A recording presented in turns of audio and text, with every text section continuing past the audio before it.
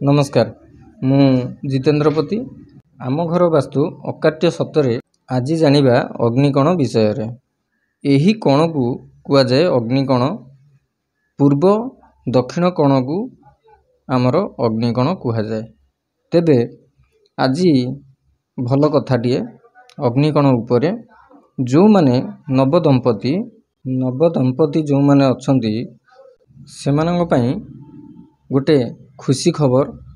जो माने संतान प्राप्ति करि पारु नाहंती से माने अग्निकोण रे संतान प्राप्तिर संभावना बहुत थाए। नवदंपति मानंक पई जो दंपति मानंकर संतान प्राप्ति रे असुविधा उपभोग करूचंती, जो मानंकु एही संतान प्राप्ति रे बाधा आसुची से माने गोटे काम करंतु। नवदंपति जो मानंकर जातक अच्छी से माने जातक चर्चा करंतु। तांकर जातकर लग्नाधिपति किए अछंती, को देवता लग्नाधिपति अछंती तांकर प्रतिकार करंतु। ता सहित अग्निकोण रे रात्रि यापन करंतु।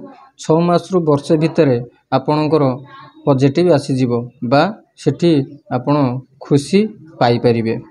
एठी दुईटा प्रश्न। गोटे प्रश्न होउची समस्तंकर जातकरे लग्नाधिपति एकाठी गोटे जगार नथांती, सेथि पई समस्ते अलगा अलगा प्रतिकार करिवे। भल ज्योतिष देखि आपण माने जातक चर्चा करंतु एवं ठीक प्रतिकार करंतु। ये गला जातकर चर्चा।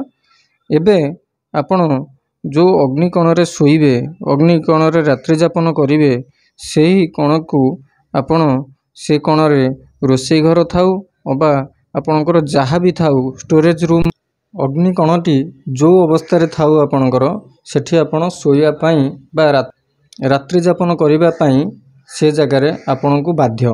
से जगारे रहिले आपण संतान प्राप्ति करि परिबे।